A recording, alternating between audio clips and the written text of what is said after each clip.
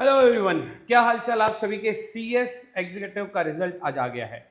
अब CS executive का result आने के बाद में दो बातें होगी, या तो आप पास हो गए या तो आप पास नहीं हुए हैं। इन एनी केस आप पास नहीं हुए हैं तो ये वीडियो आपके लिए ही है, बट अगर आप पास हो गए हैं तो आपको बहुत बहुत बधाई। और इस वीडियो को यहाँ पर छोड़ के चले जाइए, क्योंकि ये वीडियो है उन लोगों के लिए जो किसी कंडीशन में सीएस एग्जीक्यूटिव में पास नहीं हो पाए हैं।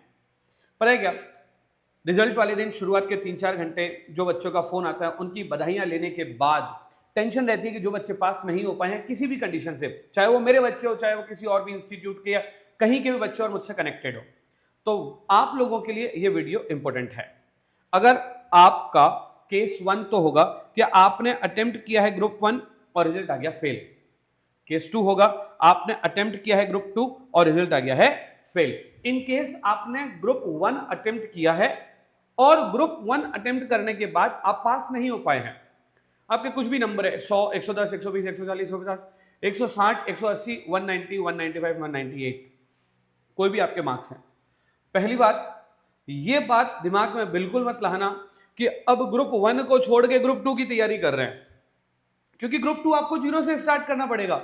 मेरे पास सुबह से 10 से 12 मैसेज आ गए, sir I have given group 1, मैं उसमें फेल हो गया हूं, अब मुझे लगता है कि मुझे शगुन बदलकर और ग्रुप 2 दे देना चाहिए। बिल्कुल रॉन्ग है भैया। अगर आपने शगुन बदलकर ग्रुप 2 दे दिए तो ग्रुप 2 में जो ग्रुप 1 में आपने जो मेहनत करी थी वो वेस्ट हो जाएगी। तो इन केस आपका रिजल्ट ग्रुप 1 का फेल आया है और आपने तैयारी भी करी थी, अगर आपने तैयारी भी करी थी तो बेटर ये है कि गो फॉर ग्रुप 1 अगेन। और हाँ, ये जो 2-2.5 महीने 3 महीने की जो छुट्टियां थी, इसमें अगर आपने ग्रुप 2 की क्लासेस वगैरह स्टार्ट कर दी है और आपका 50% से ज्यादा सिलेबस खत्म हो गया है तो आप बोथ ग्रुप के लिए भी जा सकते हो, लेकिन ध्यान रहे कंडीशन ये वाली पूरी होनी चाहिए। अभी देखो क्योंकि बाकी कितने महीने, सितंबर, अक्टूबर, नवंबर, 3 महीने आप लोगों के पास है। इन 3 महीनों में अगर आपने ग्रुप 1 की क्लासेस में 6-6 घंटे 8-8 घंटे खराब कर, ग्रुप 2 की क्लासेस में 6-6 घंटे डेली खराब कर दिए, तो आप ग्रुप 1 को रिवाइज कब करोगे? कम से कम एक बार कोर्स 2 बार रिवीजन नहीं होता है तो आपका कंप्लीट नहीं होता है। तो ध्यान रहे, पहला डिसीजन ग्रुप 1 दे दिया है, अब वापस क्या करूं? अगर आपके 170-180 नंबर हैं, ग्रुप 1 की तैयारी जोरदार है, ग्रुप 2 के कुछ सब्जेक्ट्स आपने ऑलरेडी कर लिए हैं, you can go for both group. In any case अगर आपने ग्रुप 2 स्टार्ट भी नहीं किया है अभी तक, अगर भैया आपने अगर आपको ग्रुप 1 का कॉन्फिडेंट था तो आपने ग्रुप 2 की स्टार्ट क्यों नहीं करी? नहीं करी, कोई बात नहीं, अब मत करो, अब ग्रुप 1 के लिए ही फिर से जाओ। बट अगर आप ग्रुप 2 अटेम्प्ट किए थे और ग्रुप 2 में फेल हो गए हो, सेम विद यू। ग्रुप 1 की क्लासेस अगर आपने कर ली है, कुछ लेक्चर्स कंप्लीट कर लिए हैं 50-60% तक, तो उन इन दैट केस आप बोथ ग्रुप के लिए जा सकते हो। लेकिन वैसा नहीं है तो गो फॉर ग्रुप 2 ओनली, क्योंकि जीरो से स्टार्ट करना बड़ा टफ होता है। ग्रुप 2 दे दिया, अब ग्रुप 1 दे देते हैं, ग्रुप 1 दे दिया, अब ग्रुप 2 दे देते हैं। क्या बात कर रहे हो आप? बिल्कुल भी पॉसिबल नहीं है। गो फॉर दैट ग्रुप जो आपने पहले से ऑलरेडी दिया है। अब केस नंबर 3 क्या हो सकता है कि आपने दोनों ग्रुप अटेंड किए हैं, दोनों ग्रुप अटेंड किए हैं और आप दोनों में फेल हो गए हो। तो पहले आपको एनालिसिस करने की जरूरत है कि आपकी तैयारी किसमें ज्यादा थी, किसमें कम थी। अगर आपके हैंडसम मार्क्स आए हैं, दैट इज 250 टू 350 के बीच में आउट ऑफ 700, तो इसको हैंडसम मार्क्स कहा जाता है। अगर ऐसा है तो एक बार रीअसेस करो कि मुझे कितने घंटे की पढ़ाई की जरूरत है। अगर आपको लगता है कि आपको ज्यादा घंटे की पढ़ाई की जरूरत है तो जो ग्रुप आपका स्ट्रांग हो उसी को दो।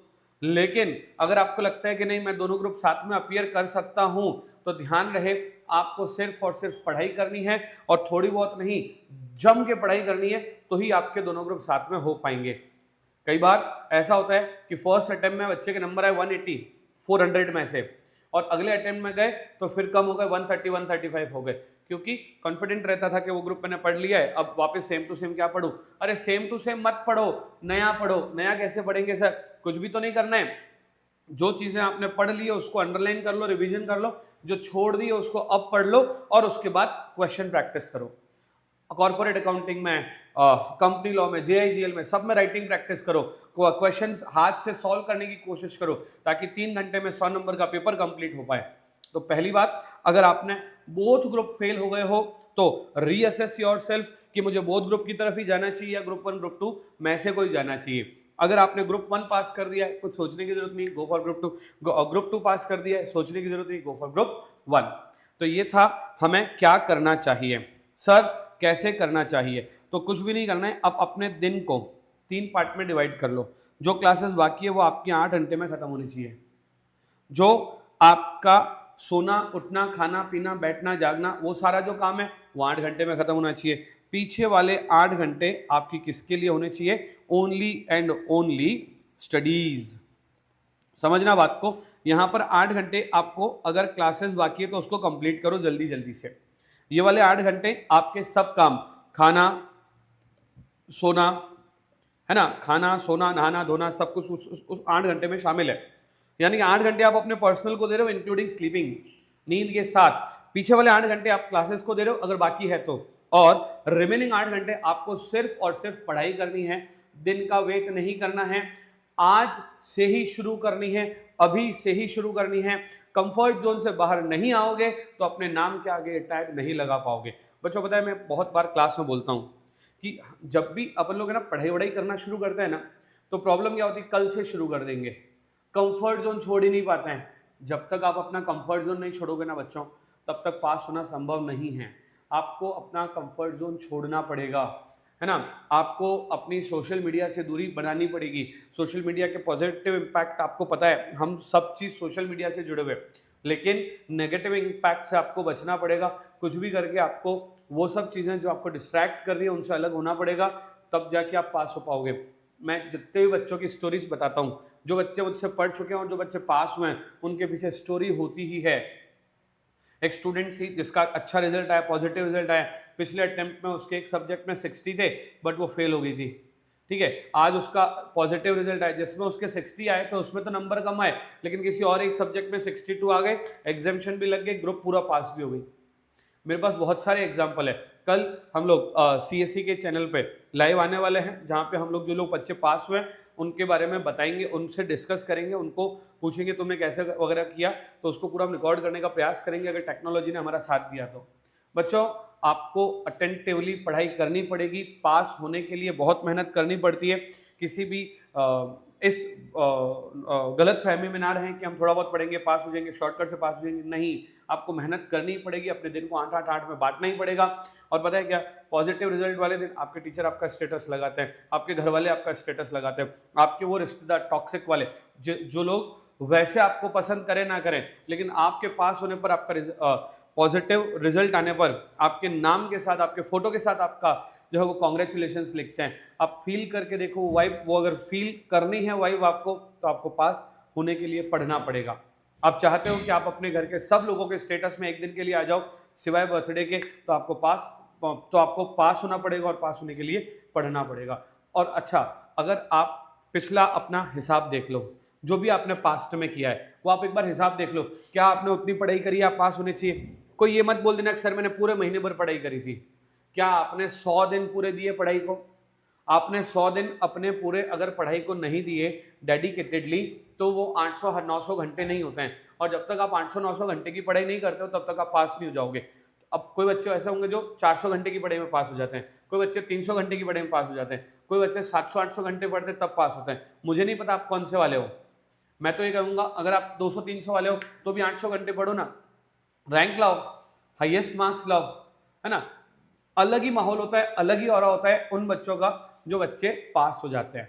और बाकी वाले लोग आपसे पूछेंगे कि सर मैं क्या करूं, आपके टीचर्स वगैरह आपको लाएंगे स्टेज पर और आपसे डिस्कस करवाएंगे कि बच्चों को, हमारे जो लाइव बच्चे बैठे हैं या क्लास में बच्चे, और उनको बताओ कि क्या करें। अगर इस तरह की फील लेना चाहते हो, अपने घर पे अपने पेरेंट्स को जो है वो एक पॉजिटिव वाइब्स देना चाहते हो, अपने पेरेंट्स के चेहरे पे अपनी वजह से मुस्कान लाना चाहते हो, तो करो शुरू पढ़ाई और पीछे लग जाओ। और 25 अगस्त को चाहे कुछ भी हुआ हो, 25 फरवरी 2026 आपका होगा, ये मेरा कमिटमेंट है और ये मेरी बेस्ट विशेज है। सो गुड बाय, मिलते हैं नेक्स्ट वीडियो में। और हाँ, जाते जाते एक बात, टैक्स के लिए एक ग्रुप बन रखा है टैक्स परिवार, उसका लिंक डिस्क्रिप्शन बॉक्स में। फर्स्ट ग्रुप के लिए CSC का एक अलग से ग्रुप बन रखा है, उसका लिंक डिस्क्रिप्शन बॉक्स में। टेलीग्राम का लिंक डिस्क्रिप्शन बॉक्स में। तो हमारे से जुड़े रहने के लिए आप उन सब को ज्वाइन कर सकते हो। और हाँ, अगले 7 दिन तक CSC ला रहा है 50% ऑफ ऑन ऑल सब्जेक्ट्स। अगर आपको 50% of on all subjects, already हम लोग बहुत कम रेट्स में अपने प्रोडक्ट सेल कर रहे हैं, अपने बच्चों को जो हमारी ऑनलाइन रिकॉर्डेड क्लासेज जो दे रहे हैं, इस बार हम लोग 50% में आप लोगों को अगले 7 दिन तक देने वाले हैं।